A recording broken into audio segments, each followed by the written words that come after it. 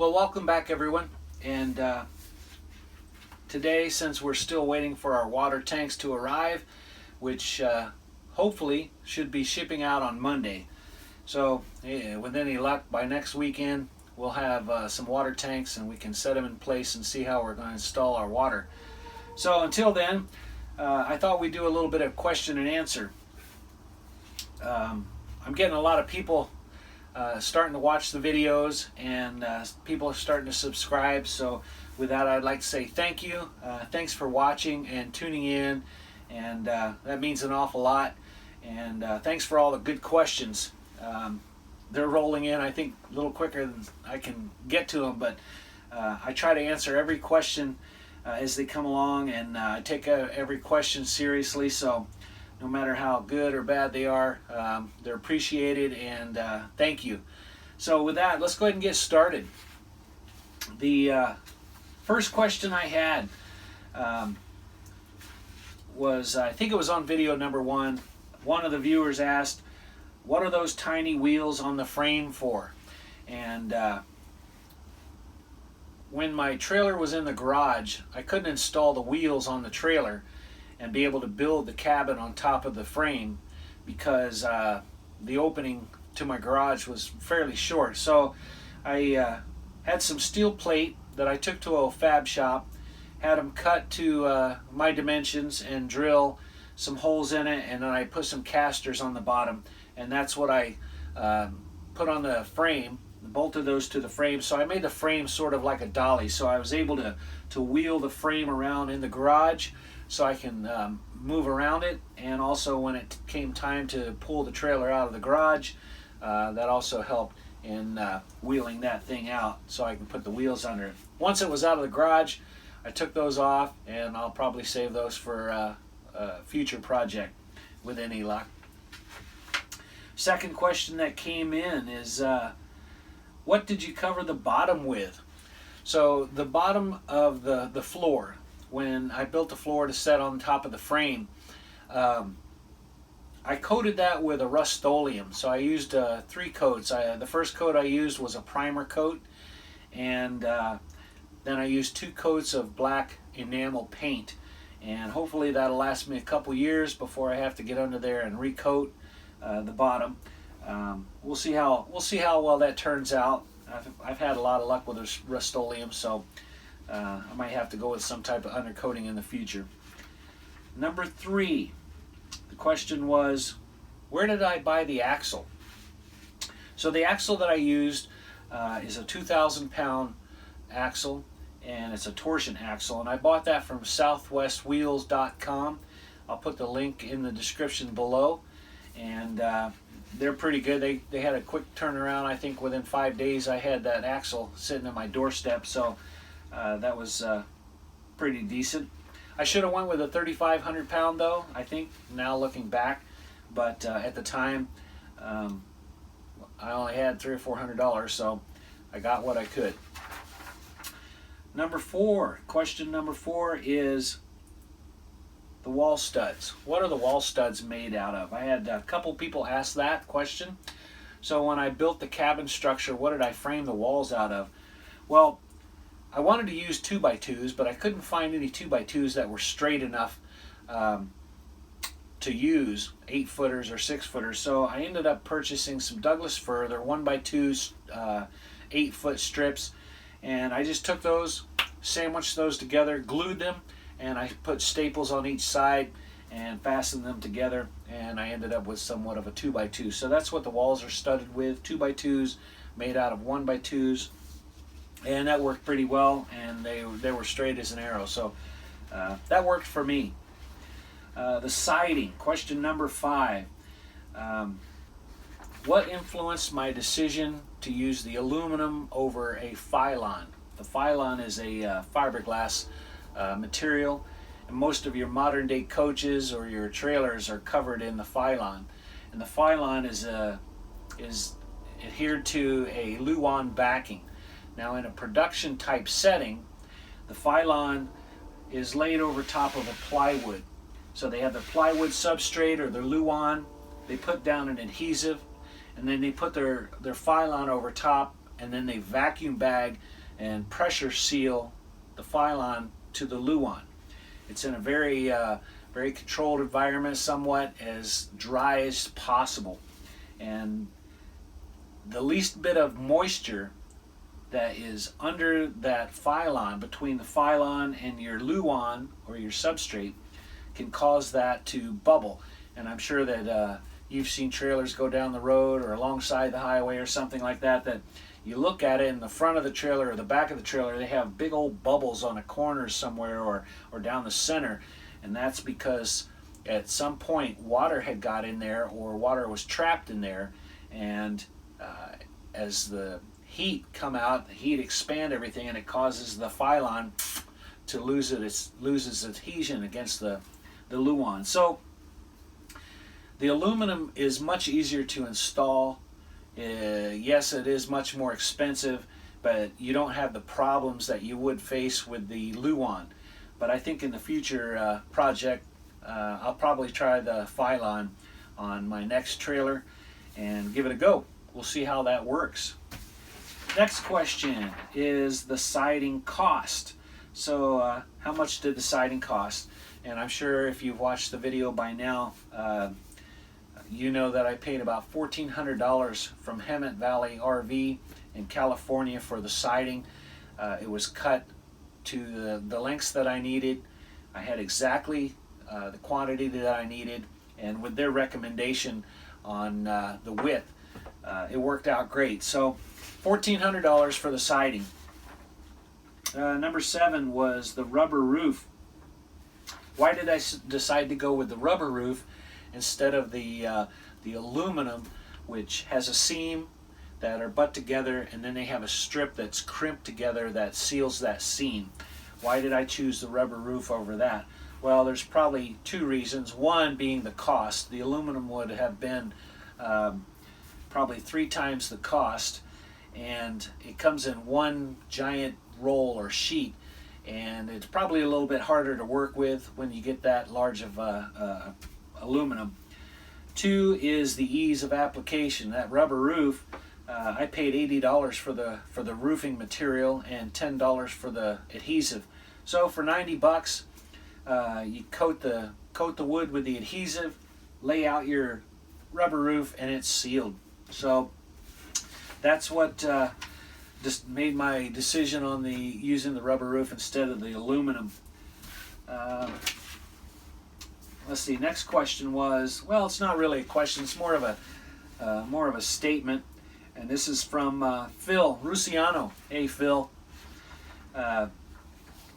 He was observing the fact that when I built my kitchenette area, why didn't I take the refrigerator and put it on top of the wheel well, and then thereby I'd have a lot more room over there. Well, the wheel well is about 14 inches off the floor. The refrigerator is probably about 26, 27 inches tall. So when you add all that together, I would have had a countertop that most likely would have sat 40 plus, maybe 45 inches tall. That's pretty tall for a countertop. So basically, it is where it is due to the fact the size of the refrigerator is pretty high. It's a refrigerator and it's got a little freezer in it. If I had a smaller refrigerator, yes, Phil, I'd have put that on top of that wheel well, and we'd both been happy, I think. So that's that. Number 9. So I had a couple of people ask this question. The main one is, why don't I have a toilet and a shower in here? Well, I think there's a couple of reasons. Number 1, I had to make a compromise. The bathroom would take up a large area, so whether it's a 24 by 24 or a 30 by 30, it's a lot of space. And in a trailer this size, and I think the floor length is about 10 feet by about 6 feet wide, I don't have that kind of floor space. So that was one factor, is I made a compromise that I wanted more living space than I did using the bathroom. Besides that, I mean, that's a lot of space, a lot of area to take up for something that you're going to spend probably 15-20 minutes a day in, and so I decided I'd rather have the room than I would that space. Most of the places that I will be visiting will have facilities that have bathrooms and showers and such, so that's why I chose to do that. And I think the the last reason is, you know, this is a small cabin space, and when you go in there and start pooping, if you don't have a good exhaust, it's going to stink up this little cabin real quick. So, you know, I prefer to smell the fresh air and the and such over that. So anyway, that's why I didn't choose the toilet and shower. Is mainly the floor space itself. Question number 10, router bit. So Mario Thuma asked this question twice. The first question, I don't think they saw the answer, so they asked it again. And so Mario, this is for you. What router bit did I use? Is there a special router bit for aluminum or anything like that? Well, there is. And generally they're used in machine work for routing and stuff like that. But those bits are very expensive. And the bit that I chose is just a regular wood bit. And there's a couple of options. You have a 2-flute, what they call a 2-flute, or a 3-flute, meaning the number of blades that are on the shaft. So a 2-flute blade or 2-flute router bit works just fine. I'll give you a couple tips on that though, because I learned the hard way on the first hole that I routed out. Was use the 2-fluted bit because the router bit does spin at a high speed, and as it spins it generates a lot of heat against that aluminum. So with 3 blades it's going to heat up quicker and it's going to melt that aluminum and it's going to stick right to the blade. So use a 2-blade, and if you have a veritable router, then you want to slow that bit down just a little bit. But as you router, you want to take it slow and just do about 3 or 4 inches at a time. Back it up, come down 3 or 4 inches, go back up. And what you're doing is you're cutting and then raising and letting the blade kind of cool a little bit so that metal's not collecting on your bit. The first hole that I cut was a small window on the side, and I routed that just like I would a piece of wood. And by the time I'd routed that window, which only took 30 seconds or so, I totally destroyed that bit. That aluminum welds itself right to that steel, and I don't care what you try, you just can't get that stuff off. So I had to throw that in the garbage. Router bits are around anywhere from $14 to $20, so depending how many holes you got, you don't want to waste a bit on each hole. So one bit, go slow, take your time, wear gloves because you got a lot of that little shrapnel flying around, and wear goggles. You're looking at safety, you're not looking at style, so protect your eyes. Last question is the weight. So I had several people. Amanda Billings, Beam, have you weighed it yet? Subfreak1, nice build, do you have an idea of the total finished weight? And Yosef, great videos, how much does the whole trailer weigh? And well, I have everything in here. I've got the sink, the faucet, the refrigerator, microwave, tables in place, cushions, batteries. I don't think there's, other than the water tanks and maybe a converter and inverter that I will install, so I'll probably add another 50 pounds. But with that, I don't know what it weighs. So why don't we go find out right now?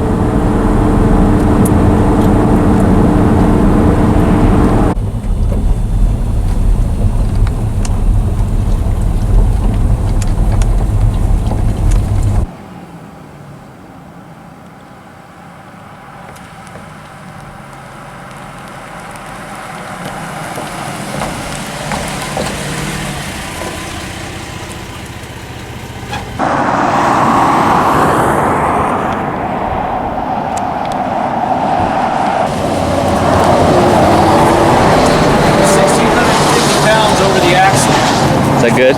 Yeah.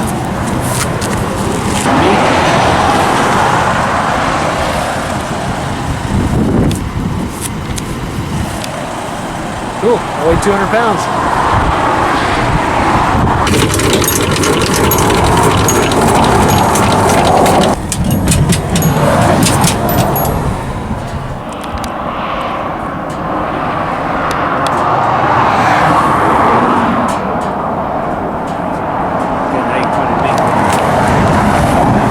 Okay, so on the truck it looks like it weighs 1,650 pounds, and that's over the axles.